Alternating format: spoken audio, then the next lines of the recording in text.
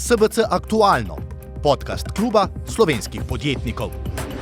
Lepo pozdravljeni v novem podcastu SBC-ja. Aktualna tema danes o tem, kaj se dogaja v Nemčiji. Kaj se dogaja torej z nemškim gospodarstvom, ki še kako vpliva tudi na slovensko gospodarstvo, seveda pa na gospodarstvo celotne Evropske unije. Če dnevno iz Nemčije dobivamo opozorila, da se v avtomobilski industriji nekaj kuha, da tam ljudje tudi stavkajo, in to ni takšna stavka, kot jo vidimo v Sloveniji, ampak je na cesti oziroma pred tovarno več 10.000 delavcev, pa če tudi se nam zdi, da je neka zahteva po znižanju plače upravičena, glede na to, da je panoga v krizi, potem je treba vedeti morda nekaj več o ozadju. Zato sta z mano v studiu dve, ki o tem vesta veliko, sploh pa bomo o nemškem gospodarstvu tudi v prihajajočem letu veliko govorili, ker je, kot rečeno, še kako vpeto tudi v delovanje slovenskih podjetij. Dobrodošli torej z nami, najprej Polona Domadenik z Ekonomske fakultete, pozdravljeni. Pozdravljeni. In pa Katja Štadler z Nemške gospodarske zbornice pri nas, en lep pozdrav. Dober dan. Kje začenemo? Zdaj ste, se mi zdi, ravno prišli iz Nemčije, pa ste rekli, ne bom prav pesimistična, ker ni čisto tako, kot ves čas beremo. Pa začnimo torej pri vas. Kako je v Nemčiji? Točno o tem sem razmišljala, ko sem prišla sem, s čim bi začela. Ker v Sloveniji beremo toliko negativnih informacij, vsi ljudje so zaskrbljeni, vsi govorijo o tem, da naj bi šlo nemško gospodarstvo dol, da bo celo propadlo, se sliši nekje, ampak potem, ko greš v Nemčijo, se pogovarjaš z nemškimi podjetji in to dobiš nek drug občutek. Seveda je recesija, seveda so skrbi. Bila sem zdaj prejšnji teden v Stuttgartu pa v Münchnu, ta teden v Nürnbergu, in sem imela ogromno pogovorov z nemškimi podjetji, ki se zanimajo za vstop na slovenski trg. Mi nudimo pač ta svetovanja, Beratungstage v Nemčiji. Jaz še nisem imela nikoli toliko sestankov kot letos. V Stuttgartu, mislim, da okoli 10 podjetij. In potem, ki so pač me spraševali, kako na slovenski trg, kako bi dobili dobavitelje iz Slovenije z različnimi temami. Pristopijo ta podjetja in se tudi vsakega vprašala, pa povejte, kako vam gre. In moram povedati, da niti eden se ni resnično pritožil ali pa bil tako negativno razpoložen, da bi zdaj rekel, joj, konec je z nami. Vsak je rekel, ja, je malo težje, kriza je, krize so bile, krize bodo, ampak moramo najti druge poti, nove ali dobavitelje, nove stranke, ali pa prilagoditi naš proizvod. In nekako, tako kot sem rekla, te panike v Nemčiji sploh ni začutiti, kot se pa pri nas predstavlja. Na Ekonomski fakulteti ponavadi skrbite tudi za številke, in te številke potem tudi mi v medijih zelo radi vzamemo za naše zgodbe. Pa je ponavadi tako, da smo zdaj v zadnjem letu govorili, nemško gospodarstvo je na ničli, praktično stagnira ves čas, morda 0,1% rast, ali pa če bo morda 0,2%, potem je pa tukaj še ta inflacija, ker je ves čas borba, da bi bila čim nižja, pa se potem Slovenci vmes pohvalimo, mi imamo pa ničelno inflacijo, kar tudi ni v redu, pa potem poskoči zdaj v novembru. Kaj kažejo številke in ali te številke vendarle ne dajo celotne slike dogajanja v Nemčiji? Jaz mislim, da tako kot je rekla moja sogovornica, treba je iti v podjetja in pogledati v bistvu, kakšno je razpoloženje v podjetju. Te številke, predvsem napovedi, so vedno napovedi. In definicija napovedi je, da so vedno napačne. Torej, koliko so napačne, koliko dobro zadaneš napoved, recimo tudi s tem se ukvarjajo predvsem te večje tako svetovalne hiše, kot tudi nekatere druge organizacije. Jaz mislim, da napoved za Nemčijo je tam okrog, kot ste omenili, okrog niča, Za Slovenijo je sicer nekoliko boljša, se je sicer tudi nekoliko poslabšala, ampak jaz bi rekla, dajmo to jemati z kančkom optimizma.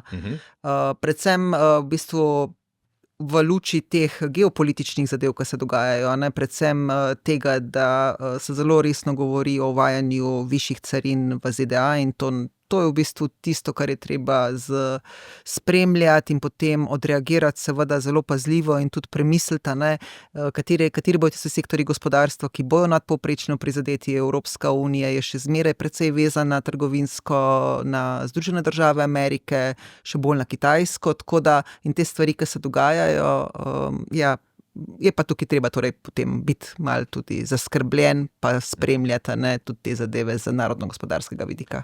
Nemško gospodarstvo je 4. največje na svetu, po številkah, a ne ves čas se bom seveda vračal na te številke, kaže, da mu je šlo pa od teh velikih gospodarstv pa res najslabše, in ko pogledamo, zakaj, je tukaj seveda krivda v tej bitki s Kitajsko, ko gre za avtomobilski trg. A je to tisti največji problem Nemčije v tem trenutku? Pa seveda demografija, pa birokratizacija, pa politika, ampak vse skupaj se mi zdi, da se je začelo vrteti, ko je bilo govora o tem, da je Evropa rekla, zdaj bomo šli mi tudi v električna vozila, tukaj je pa Nemčija zaostala. Ja, to je neke vrste rak rana, ne. V Nemčiji sicer zdaj se največ govori o tem, ampak jaz mislim, da to zavedanje, da nemška avtomobilska industrija ne sledi določenim iz vzhodne Evrope, obstajalo že prej, samo nekako ni se pravilno reagiralo. Nemčija ima precej ključnih problemov, tukaj je energetska kriza, visoki stroški energije za podjetja, celo dvojni v povezavi z našimi, pa se že naša podjetja pritožujejo. Potem res zapletena birokratizacija, vsi vemo, da Nemci morajo delovati po pravilih in ta kombinacija, seveda pa tudi akutno pomanjkanje delovne sile, ki se jo dejansko čuti, tudi to lahko povem, da sem zdaj na poti po Nemčiji zasledila in vsi govorijo o tem, to je privedlo pač zdaj do te recesije in tudi krize v avtomobilski industriji. Ampak ta kriza, ki zdaj obstaja, mogoče zdaj ni absolutna. V Nemčiji se ogromno govori o tem, kakšne spremembe bi bilo treba uvesti. In tudi za avtomobilsko industrijo. Veliko se govori o tem, da dejansko bo potrebno inovatizirati to industrijo in tudi vložiti ogromno več v neke inovativne in atraktivne proizvode in tudi v zvezi z avtomobilsko industrijo. Tako da, tako kot sem rekla, na tem področju je seveda zdaj velik manko, do sprememb bo očitno prišlo, vsi govorijo o tem in dejansko so spremembe na vidiku. Bo pa sprememba tudi v tem, po eni strani inovacija produktov, po drugi strani se pa govori tudi o tem, o prestrukturiranju industrije. Zdaj, ko sem bila kot sem rekla, v Stuttgartu, v Münchnu, z večjimi različnimi inštitucijami smo tudi govorili, kaj so rešitve, na katero pot bo se šla celotna industrija. Ni zdaj tukaj samo avtomobilska, tudi elektroindustrija, strojna, Maschinenbau, so v določeni recesiji. Govori se pa o tem prestrukturiranju v nove, se pravi, varnostne tehnologije, pa tudi, mogoče nočemo slišati, ampak vseeno veliko se govori o obrambni industriji, vlaganju v obrambno in prestrukturiranju določenih industrij v te panoge. Ja, ko so napovedali v Volkswagenu odpuščanja, vem, da so delavci iz Volkswagenovih tovarn takoj dobili povabilo, da prestopijo v obrambne ali pa vojaške industrijske objekte, ki se v Nemčiji zdaj z napadom Rusije seveda gradijo. Rekli ste inovacije in vlaganja, prebral sem neko številko, 1,4 bilijona evrov bi bilo potrebnih, ne vem, mislim, da do 2030 v Nemčiji za vse te inovacije. A ta denar je na voljo, bo, če geopolitično pogledamo, Nemčija sledila tej bitki med Kitajsko in Ameriko in potegnila naprej tudi Evropo? Ja, verjetno nimajo več nobene druge možnosti, kot da dejansko ugotovijo, kako, na kak način bojo dejansko podpirali ta vlaganja. Čeprav velikrat govorimo o teh vlaganjih, treba je v bistvu zelo točno videti, kaj točno in v katerih panogah. Jaz mislim, da vsi ne moramo biti najboljši v vsem. Poleg tega je pa treba biti pri teh stvari malo pragmatičen. Če pogledamo vzpon Kitajske, ki je dejansko se razvila v države, ki je bila tako imenovana copycat, kopirali na ta način, da so imeli pametno politiko delanja z roko v roki z zahodnim svetom. Veliko so se naučili, zdaj pa so sami, tudi preko tega, da so vlagali v izobraževanje svojih ljudi. Dejansko so danes ene najboljših univerz na svetu, tudi na Kitajskem, in so jih vzpostavili na način, da so se njihovi ljudje šolali v tujini in potem prišli nazaj in to znanje prenesli. Verjetno je neka takšna strategija sedaj primerna tudi za Nemčijo in ostale države Zahodne Evrope, ki se srečujejo s tem, da postajajo tehnološko nekoliko bolj zaostale. Definitivno niso več v določenih panogah tisto, kar so včasih bili, ko smo jim rekli frontrunnerji. Vi na fakulteti vsako leto, to ste mi prej, preden ste prišli, povedali, opravite tudi raziskavo slovenskega trga, pa preden greva na to raziskavo še nemškega pogleda, da se navežem zdaj na to, a je vojaška industrija tisto, kar nas bo morda reševalo v naslednjih letih v Evropi, predvsem v Nemčiji, če ne bomo sledili Kitajcem, kar se tiče električnih vozil? Moje mnenje je o tem, da je vojaška industrija je v prvi vrsti predvsem zelo velik biznis. Predvsem za ZDA. In zdaj ZDA, ker pač z poudarjanjem tega, da je treba povečati obrambne proračune. Tudi mislim, da je zdaj tudi predsednica Evropske komisije zelo jasno začrtala, kaj naj naredijo države članice NATO, torej tudi te članice EU, torej zvišati obrambne proračune. Zdaj imamo samo dve možnosti, ali bomo dejansko to industrijo razvijali doma, s tem mislim v Evropi, ne more to vsaka država članica posebej, in to je tudi Mario Draghi zelo jasno izpostavil v svojem poročilu, ali bomo pa enostavno kupovali to zadevo od Američanov. To je edina dilema, tako da jaz mislim, da pragmatično bi bilo verjetno, da uporabimo te naše tehnološke kompetence, znanje in tako naprej. Tudi, če pogledamo, agencije, recimo DARPA, ARPA v ZDA, ki so vlagale ogromno raziskovalnega denarja v vojaške tehnologije, iz tega ven so nastale tudi tehnologije, ki jih danes uporabljamo v civilni sferi. Recimo Mariana Mazzucato je v svoji knjigi lepo pokazala, kako je dejansko vsak delček, ki ga imamo danes na pametnem telefonu, nastal dejansko z javnim denarjem v procesu, ko so torej države, predvsem ZDA, preko svojih agencij, torej DARPA in ARPA, vlagale denar v vojaško industrijo, ampak so potem hkrati nastale, pa vesoljsko, hkrati nastale potem tudi zelo učinkovite aplikacije, torej ta tehnologija se je komercializirala tudi potem v poslovnem svetu. Ja, 100 največjih podjetij je v letu 2023, se pravi ne letos, ampak lani, mislim, da več kot 400 milijard evrov poslov opravilo, kar se tiče orožja. Se v Nemčiji veliko o tem govori, da bi lahko ta del panoge še zrasel, da bo moral? Tako kot sem rekla, v zadnjem času zdaj, ko sem še pred pol leta ne, prejšnji teden pa, seveda, govori se o tem.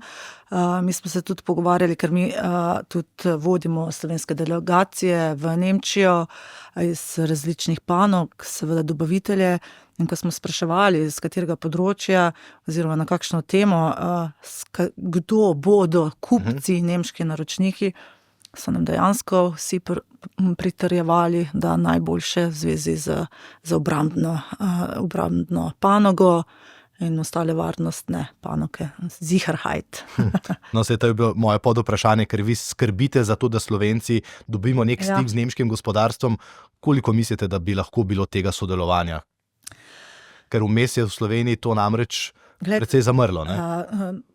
V bistvu to sodelovanje se ne bo na novo spostavilo, to naj bi bila rešitev za obstoječa podjetja, ki dobavljajo sedaj že nemški industriji, se pravi elektroindustriji, najprej avtomobilski in elektroindustriji, tudi strojni, potem digitalizacija. Tukaj se združijo vse panoge in dejansko vse panoge bi lahko dobavljale za to industrijo, svoj izgub naročil nadomestile s tem. In to je zdaj tudi priložnost za naše podjetje. Tako kot so mi vsa podjetja v Nemčiji dejala, potrebno je poiskati druge alternative, prilagoditi ali svoj produkt pač ga inovatizirati ali pa še ponujati druge produkte. In na ta način to je v bistvu ključ v vsaki krizi. Kdo pride iz vsake krize ven? Najboljši, tisti, ki je najbolj inovativen, ki najde nove poti. In te nove poti bodo tudi za Slovenijo.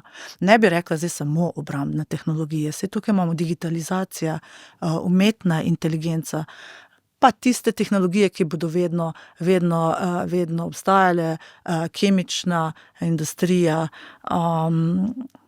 kmetijska, tako in tako, jedli bomo vedno, se pravi, ni zdaj zaton, jaz ne vidim tukaj zatona, ampak prestrukturiranje določenih panog, ki jim gre v tem trenutku slabše. Ko je praktično ista komisija, no, z nekaj drugačnimi komisarkami in komisarji, ampak z isto predsednico začela s prvim mandatom, takrat smo bili v tem zelenem prehodu, a ne? Takrat je bilo denarja neomejeno za to, zdaj ga bo, kot smo slišali, seveda tudi za druge stvari. Draghevo poročilo, te globalne spremembe, a lahko računa tudi Slovenija, da če se bomo pa tokrat morda vendarle obrnili hitreje, ker podjetja pa tako ali tako se, ne, ker se znajo hitrejše obračati kot država, da je to tudi za slovenska podjetja tista, ki zdaj izgubljajo ta neka naročila v Nemčiji, saj ne povsod, vendarle lahko pridejo zraven z svojim znanjem ponudbo. Ja, gotovo. Jaz mislim, da v Sloveniji zelo visoko kotiramo, kar se tiče znanja, verjetno tudi zaradi tega interes nemških podjetij, da bi nadgrajevala to sodelovanje s slovenskimi podjetji.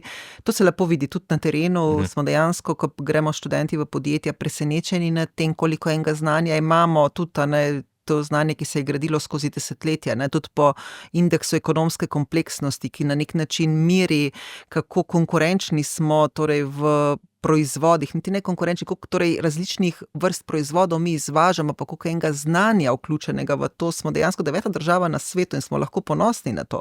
Torej mislim, da je 5. celo v EU. Torej naše te proizvodne kompetence so izjemne in v končni fazi mislim, da moramo graditi na tem.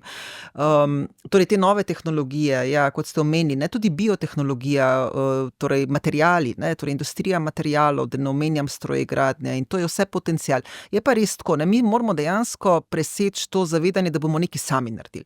Mi moramo biti pametni in se vključiti v evropske mreže, ki se zdaj vzpostavljajo, bodisi na podlagi tega podpiranja z denarjem Evropske komisije, to so ti tako imenovani IPCEI centri, kjer so to neki taki veliki infrastrukturni centri na različnih prebojnih tehnologijah, eno so vodikove tehnologije, eno so kvantne tehnologije, torej 9-10 teh centrov je. Mi se moramo tukaj zdaj pametno z našimi podjetji in ostalimi podpornimi institucijami, kot so institucije znanja, vključiti v to, ker mi ne moramo več biti med te perspektive, Zdaj imamo pa 27 držav članic v EU, vsaka bo gradila neko svojo zgodbo. Ne, mi smo Evropejci, mi moramo graditi skupno zgodbo in imamo Nemčijo, Francijo, torej te velike države članice, in moramo dejansko skupaj osmisliti zadeve, ki bomo lahko konkurirali ogromnim kitajskim podjetjem in tudi ZDA. ZDA ne razmišlja, vsaka zvezna država po svoje.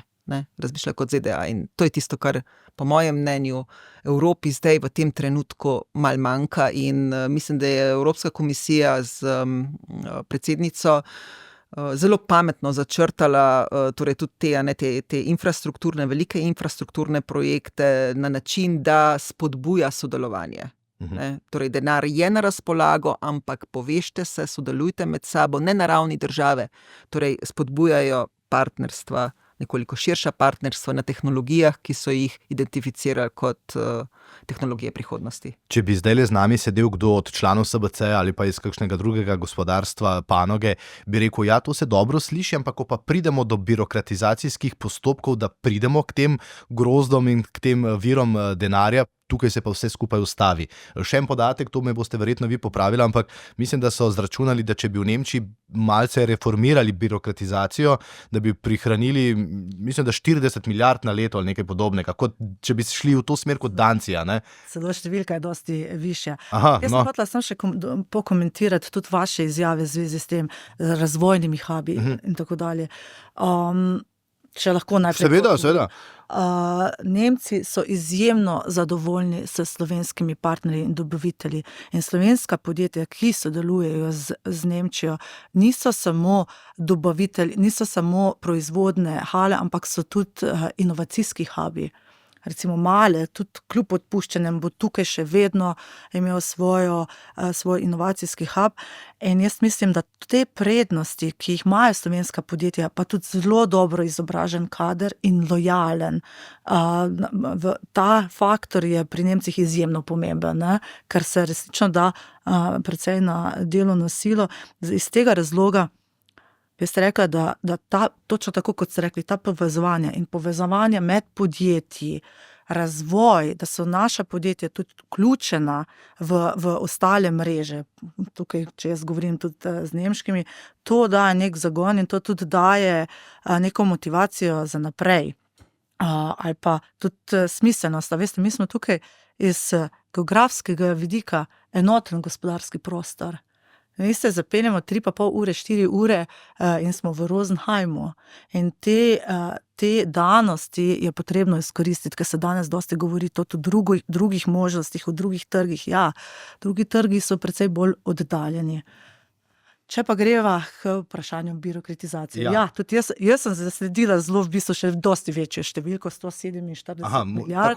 Sej. In tako dalje. In ravno sem se tudi danes pogovarjala z našo predsednico, sem rekla, dajte, ta birokratizacija, to je en pojem v Nemčiji, poleg Energiewende, se pravi zelenega prehoda, pa Nachhaltigkeit, se pravi trajnost, verjetno tretji pojem, ki je najpogosteje uporabljen. Ja, birokratizacija je res v Nemčiji problem, ne bi rekla samo v Nemčiji, celotni Evropi, pa tudi pri nas. In jaz mislim, da tukaj govori se na veliko, začelo se je že zdaj z nekim zakonom o debirokratizaciji, se pravi še te Ampel koalicije, zdaj že septembra, ki naj bi skrajšala določene postopke, ampak dejansko bo potrebno tukaj veliko narediti na digitalizaciji, na pospešitvi vseh postopkov. Tukaj se ta škoda je merila dejansko v tem, koliko časa je potrebno za dobiti konkretno od gradbenih dovoljenj, ostalih dovoljenj, da se lahko proizvodnja začne, do postopkov zaposlovanja, ki so izjemno dolgi tudi v Nemčiji. Potem pa tudi na ogromnem bremenu poročanja. Tukaj moram reči, da so resnično Nemci prvaki v tem, kaj vse je potrebno poročati, kaj morajo podjetja poročati. Sami ste verjetno zasledili pač evropske določbe o, zdaj bom pa jaz povedala nemški izraz Lieferkettensorgfaltspflichtengesetz. To je zakon o trajnosti pri dobavah. Tudi na evropski ebene je v tem so določene direktive, ampak Nemci so to še zakomplicirali s svojim zakonom. Se pravi, in ta zakon predvideva poročanje podjetij, celo zdaj tistih, ki zaposlujejo več kot 1000 ljudi, za celotno dobavno verigo o vseh trajnostnih ukrepih, tako za delavce, kot tudi ostalih ukrepih. In to poročanje je enormno. Zdaj, to je samo eno izmed, ne. Seveda se razteza na vsa različna področja in dejansko je zdaj veliko govora o tem, še s tem zakonom, ki se je zdaj začel, o debirokratizaciji, ampak očitno bo pri novi vladi oziroma Evropske komisije, ali pa že nemška opozicija govori o res veliki nadgradnji tega zakona, da je to šele začetek. Ta zakon je podprla tudi opozicija v Nemčiji, se pravi CDU, ampak to naj bi bil šele začetek pri kasnejših ukrepih. Se pa že vidijo nekje, naprimer prepoznava poklicnih kvalifikacij, znanje nemškega jezika, vsi ti pogoji so že zdaj milejši. Se pravi, Nemčija resnično rabi tudi kvalificirano delovno silo. Prejšnji teden je bil tukaj gost Igor Akrapovič, ki je dobil nagrado za življenjsko delo Puhovo, pa sva ravno o tej birokratizaciji govorila, pa je dejal, mi že vozimo naše produkte, pa še vedno izpolnjujemo vse pogodbe, ki jih moramo, ne? Zdaj je to tako dolgo. Tudi vi opažate, naprimer, da se v Sloveniji kaj premika v to smer, o kateri je govorila kolegica, da je vendarle treba o tem razmisliti, pa kakšna stvar spremeniti. Ne? Saj na upravnih enotah danes vendarle dobiš nekoliko hitreje gradbeno dovoljenje. Spremenili so tudi ta čas, ko je bil potreben za zaposlitev tujih delavcev, ampak vendarle je to dovolj, ali gremo tudi tukaj mi v smer te prevelike birokratizacije in reševanje tega prepočasi? Definitivno je tudi v Sloveniji birokratizacija prehuda in to smo mi že tudi takrat izpostavljali v akcijskem načrtu za dvig produktivnosti. Bilo to eden od ključnih področij debirokratizacija. Mi smo kot vzorna učenka, hočemo biti pohvaljeni, ko implementiramo evropske direktive v slovenski pravni red, jih ponavadi še dodatno zakompliciramo, pa še dodatno otežimo in podjetja tukaj imajo veliko problemov s tem, ne. A pa so vas poslušali, a se je kaj spremenilo od takrat, ko ste to napisali? To me zanima. Tisti, ki so nas poslušali, ne, so rekli, da pač nimajo pristojnosti. Ne. To bi dejansko moral posvojiti predsednik vlade.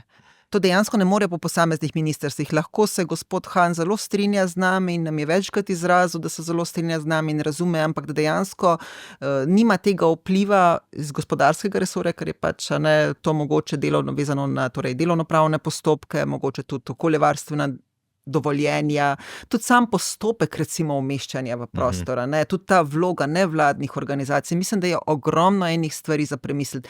Dejansko pri nas toliko časa čakaš na dovoljenje, na Kitajskem se v tem mestnem času že postavi 5 tovarn.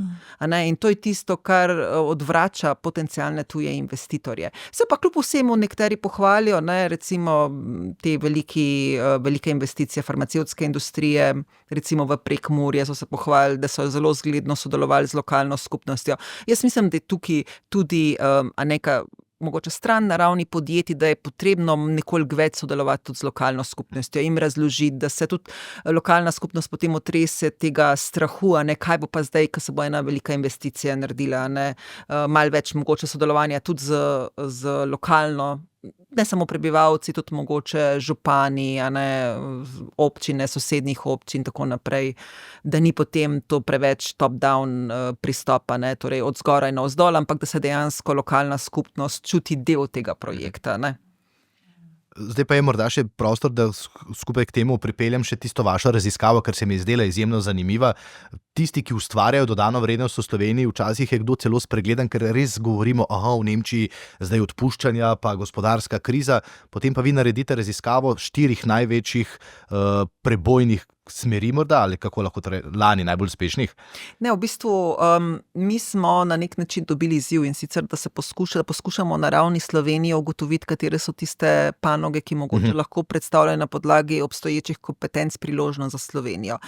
Nismo jih definirali, ker je dejansko kot prvo je panožno to definirati kar malo problematično, ker bomo rekli tako, recimo nek dobavitelj farmacevtski industriji lahko čist v drugi panogi, ampak je dejansko vezan na farmacevtsko industrijo. No, iz podatkov o dodani vrednosti na zaposlenega vidimo, da seveda rekorde prebija farmacevtska industrija, nič novega, in smo tudi dejansko pogledali, kakšen je potencial za oblikovanje nekih farmacevtskih ekosistemov v Sloveniji, izjemno dober. Potem pa je recimo panoga strojegradnje, ali pa strojev, torej električnih strojev, drugih strojev in naprav in vrsta podjetij, ki delujejo v teh panogah, so podjetja, ki dosegajo visoke dodane vrednosti, o katerih se nič kaj dosti ne govori, ampak so recimo lahko razvojni dobavitelji po eni strani tudi enem takšnemu podjetju, kot je Novo Nordisk, ali pa naši farmacevtski industriji, ali pa so proizvajalci robotov in to so dejansko podjetja, ki imajo velik potencial v tem zelenem prehodu. Recimo proizvajalci turbin, ki se potem uporabljajo v vetrnih elektrarnah, in podobni torej podjetja, treba je v bistvu osmisliti, najprej seveda razumeti, kaj zeleni prehod je, kaj to pomeni izzivi, ki jih imamo zdaj z pridobivanjem energije in katera so tista podjetja, ki so del teh verig vrednosti. Torej, tudi tujih verig vrednosti pa vstopajo v te verige kot dobavitelji, in to so tista podjetja, ki so dejansko velika priložnost za Slovenijo. Poleg tega smo pa seveda malo podrobneje tudi preučili podjetja v avtomobilski industriji in smo ugotovili, da, kot je rekla sogovornica, veliko podjetij v avtomobilski industriji, ki so tradicionalno pač bila vezana z avtomobilsko industrijo, so že našla nove posle, mogoče v kakšnih povezanih industrijah. In kakor se govori o krizi avtomobilske industrije, mislim, da v Sloveniji to ne bo tako hudo, kot se pričakuje. Ker pa se veliko govori o lesu kot naravnem bogastvu Slovenije, smo pa podrobno pogledali tudi lesno industrijo. Ampak daleč od tega, da bi si upala trditi, da so to te 4 panoge, pač podrobneje smo preučili te panoge, šli v podjetja, opravili pogovore z več kot 50 direktorji v teh podjetjih, pa njihovimi razvojniki, poskuša razumeti, kaj se dogaja v njihovih verigah vrednosti, kaj se dogaja z ekosistemi in to potem tudi poročali v naši raziskavi, ki smo opravili, torej mentori in študenti. Na raziskavi je delalo 36 študentov in zraven še 14 mentorjev, tako da je bilo tudi kar velik vložek sa strani človeških resursov. No, mogoče še ena stvar, ko smo mi že skoraj opravili to raziskavo, je pač išlo Dragijevo poročilo o konkurenčnosti, ker on na enem mestu lepo zapiše, da je super in fajn, on to gleda pač seveda z perspektive številk, ki so poročane in uporabljajo pač podatkovne vire, Eurostat, mikropodatke in tako naprej. Ampak za res razumeti, kaj se dogaja v evropski industriji, pa treba iti v podjetja. Pa smo bili mi kar malo ponosni, no, mi smo pa to naredili. In tako so midva začela, današnji pogovor. To avtomobilsko industrijo bi še malce izpostavil. Ko sem se pripravljal na ta pogovor, sem poklical seveda tudi na ta slovenski avtomobilski grozd in se pozanimal, kako oni vidijo vse stvari. In tudi tam so me pomirili in so rekli, brez skrbi, ni tako slabo, kot se govori. Večina slovenskih dobaviteljev ima namreč razpršeno mrežo tistih, ki od njih dobavljajo. A ste morda tudi na Nemški gospodarski zbornici zasledili, koliko so se tisti, ki so načeloma ves čas sodelovali samo z nemško avtomobilsko industrijo, našli tudi druge poti izvozne, da ste ugotovili, se tudi Slovenci kar hitro prilagajamo skozi zadnja leta? Mogoče druge izvozne poti ne, ampak tako kot ste rekli, pač, da so prilagodili svoj portfelj proizvodov. Ponavadi je tako tisti, ki dobavljajo Nemcem ali pa naročnikom tukaj v bližini v Evropski uniji, ker želijo to svojo, se pravi to svojo povezavo, trgovinsko povezavo kar ohraniti. Ponavadi so ti odnosi zelo močni. Nemci veljajo kot za stabilne gospodarske partnerje in zato so tukaj podjetja, ker v bistvu, ko smo sedaj, nismo naredili nobene raziskave, smo še, ker jo imamo o gospodarski klimi, potem raziskavo v začetku leta, ne?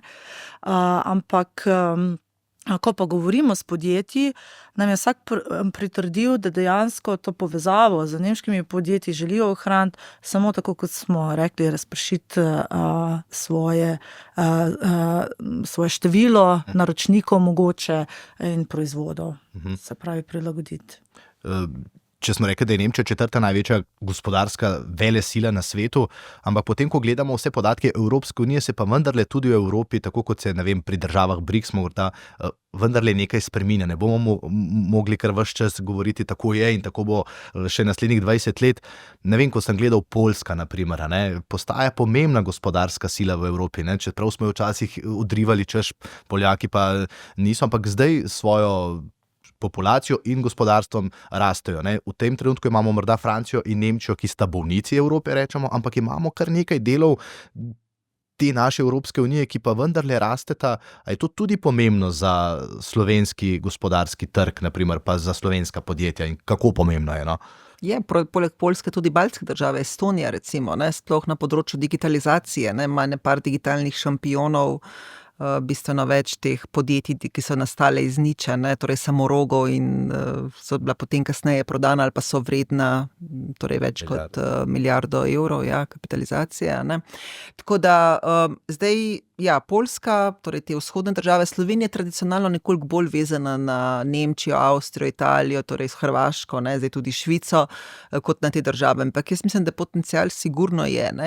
Ampak prej kot to bi jaz rekla, dajmo te države vzeti za vzor, da se da nekaj narediti. Predvsem Poljska je bila tudi taka država pod radarjem, počasi, ampak sistematično oni dejansko krepijo svojo trgovinsko vlogo. Tudi preko tega, da tam ni prisotne toliko birokratizacije, torej te gospodarske reforme se lotevajo konkretno, sicer počasi, da ni torej kakšnih blokad, ampak torej vejo, kam želijo.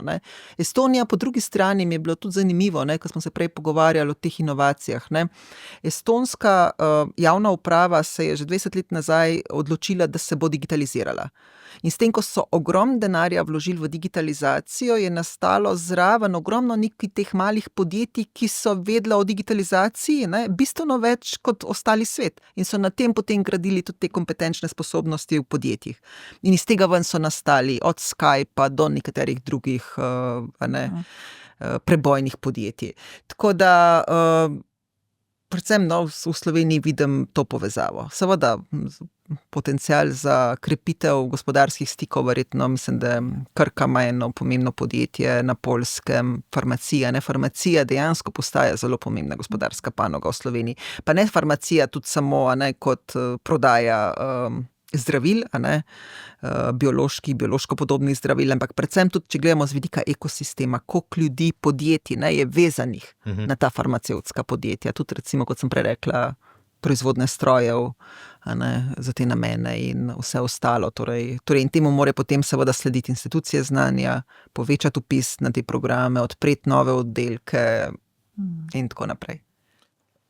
Na nemški gospodarski zbornici pri nas je okoli 15 zaposlenih, če sem prej prav ujel to številko, potem imamo seveda še nemško ambasado, ki skrbi za ta politični del, vi za gospodarski del, in ker ste seveda naš najpomembnejši, ne trgovinski, tukaj moram povedati, da sem zdaj v podatkih našel, da je to Švica zaradi teh distribucijskih centrov, ste me podučili, ampak seveda trgovinsko-gospodarski partner Slovenije.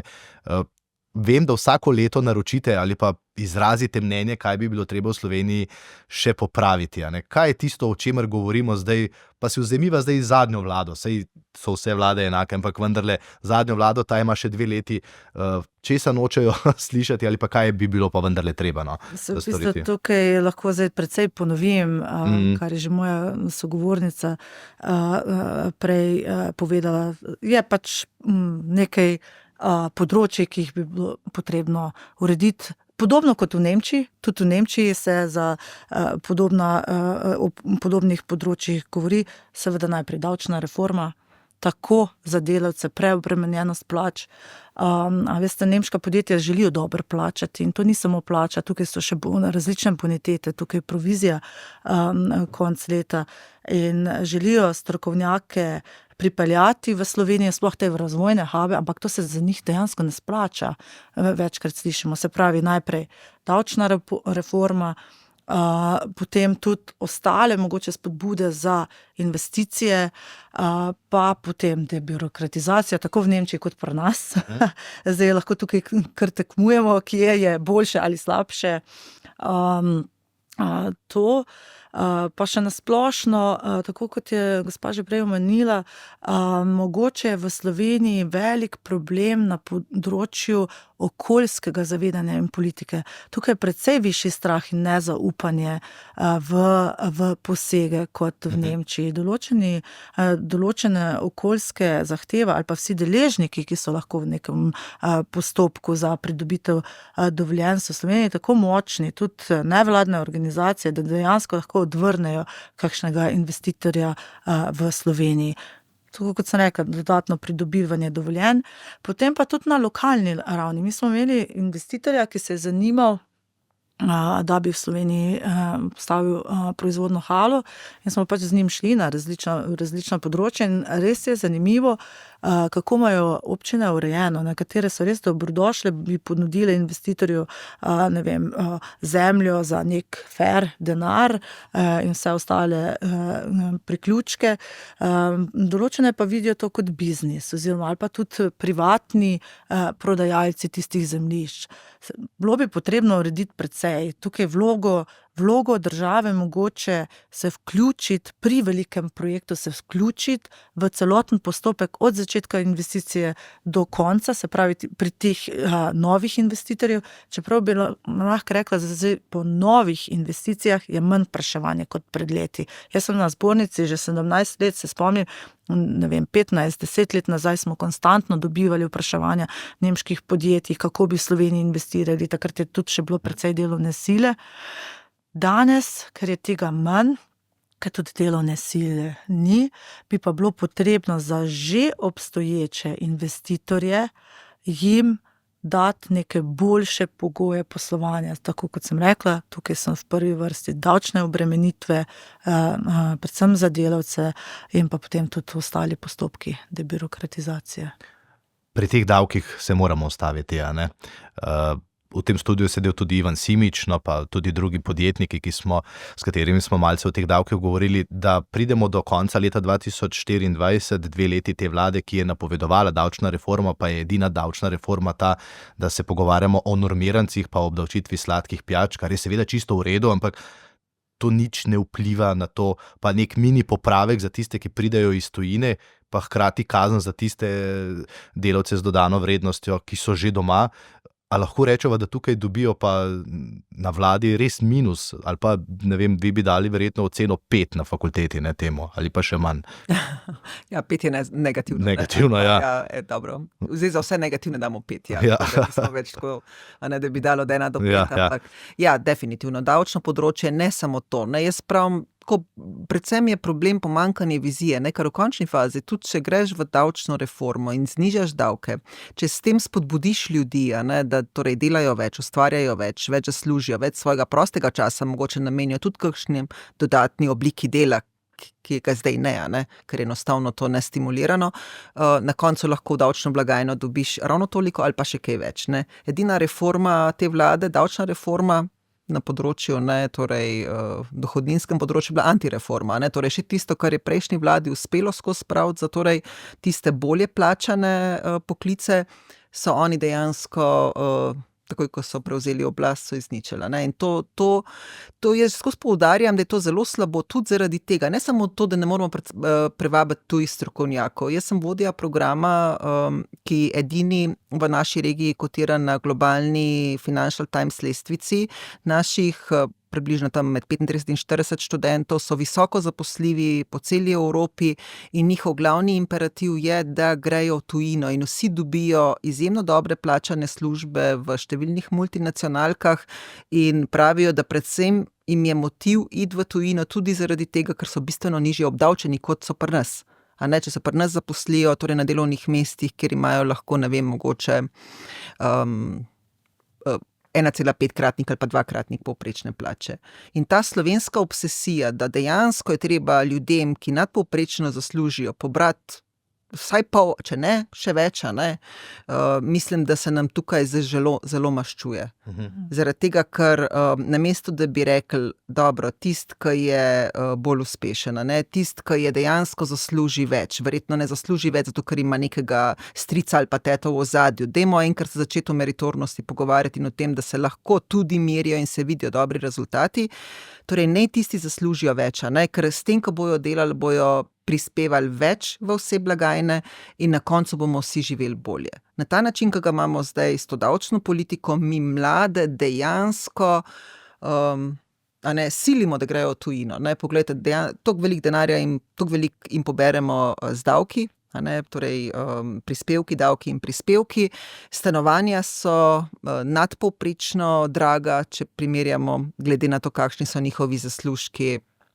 Veliko mladih, predvsem teh, ki so na poslovnih vedah, svoje priložnosti išče v tujini. In to je v bistvu tista smetana naših študentov. Ti najboljši grejo v tujino. Kaj nam bo ostalo, Ampak, ko sem gledal nemške medije, ko govorimo o obdavčitvi plač, tam debata je tudi zelo podobna včasih, no? Je podobna. Tudi če pogledamo potem te lestvice, v Sloveniji hitro potegnemo ven kakšne lestvice ali pa te statistične podatke, kjer se seveda statistika vedno lahko prebere po svoje, ampak tukaj vedno reče, poglej te Nemce, saj Nemci imajo pa še višjo obdavčitev, na primer, ne? Ja, točno tako, ampak to je potrebno potem pogledati tudi z drugega vidika. Lahko imajo Nemci višjo obdavčitev, ampak Nemci imajo zelo kompleksen sistem najprej obdavčitve plač, 6 razredov davčnih, ki so pač različno sestavljeni in na katere je možno vplivati. Zdaj, v Nemčiji se dohodnina lahko odmeri, se pravi, nek zaposlen lahko uveljavlja različne račune, različne stroške in sistem dejansko precej zniža tisto dohodnino. Je pa to tako, da prag za obdavčitev v Nemčiji dosti višji. Neka povprečna plača pri nas 2-3 tisoč, ki je že polno obdavčena, je tam šele neka srednja plača, razumete, je čist drugi davčni razred. Iz tega razloga je potem davko manj. Mi smo naredili primerjave plače lansko leto, nimam čisto cifer v glavi, za 2000, 2500 in 3000, nekaj v bistvu, da zelo boga plača, če lahko temu rečemo, za avstrijske in nemške razmere, za obe dve državi smo naredili primerjavo in tukaj je bil daleč najmanjši neto v Sloveniji. Kaj je še druga razlika? Socialni prispevki v Nemčiji je kapica na njih, se pravi, socialni prispevki ne gredo v nebo, pri nas pa dejansko se odmerijo od plače in tako kaže, da se bodo še povišali. Tukaj dohodninska politika bi rekla, da je v Nemčiji boljša, pa še trenutno se tudi bo delalo na tem. Ni do določenih sprememb lahko pride hitreje tam, čeprav pri nas je tudi prišlo zelo hitro, kot ste omenili, s nastopom nove vlade so se pa te negativne razveljavitev pride zelo hiter. V Nemčiji je problem davek podjetij. Navaden, se pravi, davek od dobička podjetij je 15%, to je nižji kot pri nas, ampak imajo dodatno obdavčitev še Gewerbesteuer, to je pa davek na občinah. Po različnih občinah in okrajih se ta davek različno odmeri in lahko znaša celo do 30% potem na podjetje. In zdaj so debate, da bi ta Gewerbesteuer potem tako prilagodili in znižali v določenih okrožjih, kjer je najvišji, da bi podjetje potem največ prišlo do 25%. Se pravi, debate so konstantno v tej smeri znižanja davkov, ki jih pri nas ne zasledim. To je ena stvar. Pri drugi strani pa večkrat v Sloveniji zasledim komentar, izdatki so seveda večji, od nekje je potrebno vzeti. Izgovor je, davek na plače mora ostati, ker nimamo obdavčenih nepremičnin in tako dalje. Nihče pa, tukaj jaz opažam, oziroma mi na zbornici opažamo pomembno razliko, nihče pa ne premišljuje o varčevanju. Ko mi delamo pač z nemškimi ministrstvi in z različnimi organizacijami, gledajte, vsi so dobili reze. Sami vemo, da je pač tudi v Nemčiji primanjkljaj, ampak občutili smo ga vsi. Dejansko je šlo po ministrstvih, kje in na kak način se lahko varčuje in to ne na način, ne na brezglav, ampak točno zračunan način, da se je šlo v vsa področja. Razumete, po vseh področjih se pogleda, kje bi se lahko še privarčevalo, kje bi bili izdatki manjši. In mogoče to bi bil tudi nek vzvod lahko za Slovenijo, se pravi, če bi zmanjšali dohodnino, bi na drugi strani lahko brez tega, da pobiramo večje davke, pomislili na kakšen način bi lahko kaj prevrčevali. Ne? Ja, zdaj ste odprli eno temo, ravno danes so povedali, da je primanjkljaj, ko ste za nemškega govorili, 400 milijonov do konca leta naj bi bil po oceni fiskalnega sveta in napovedi Ministrstva za finance milijardo, 400 milijonov, kljub temu, da imamo rekorden proračun. To varčevanje, nekaj ste želeli reči, ampak pod vprašanje pa je, a je to tudi ena stvar, o kateri se tudi nismo nič pogovarjali, ker mi se samo pogovarjamo, kako bomo še več potrošili, ne? Mogoče, če lahko samo še dodam, kar se tiče davkov in prispevkov. Ne? V Sloveniji smo do sedaj na drugem mestu v EU, če pogledamo stroške dela in koliko so ti stroški dela obremenjeni z davki in prispevki. Ko bomo dodali še ta dodatek za dolgotrajno oskrbo, bomo imeli najvišje davke in prispevke. Torej, to je tako za delavca kot za delodajalca. Ne? Skupaj plus seveda davek na dohodek, torej dohodnina. In to občutijo predvsem tisti, ki so v višjih dohodkovnih razredih, torej tisti, ki naj bi bili nosilci razvoja. Zdaj berem tudi o tem, da naj bi bil davek, to dopolnilno zavarovanje, ki ga vsi plačujemo zaenkrat v enakem znesku, da naj bi se tudi to začelo obračunavati od odstotka bruto plače in da je to celo predlog nekaterih koalicijskih strank. Torej tukaj jaz mislim, da očitno nam prihodnost krojijo ljudje, ki žal ne razumejo, kako zadeve delujejo, ne vidijo velike slike. No, kar pa se tiče tega, se da kaj privarčevati, vedno se da, ampak naša država, mi gremo v dvig plač javnim uslužbencem, dodatno, koliko bo 1,5 milijarde evrov, tudi temu namenjeno. Niso se nič pogovarjali o tem, da bi se dalo verjetno za samo digitalizacijo tudi zmanjševati število uslužbencev, tako na ministrstvih, kot verjetno tudi v katerih drugih javnih zavodih.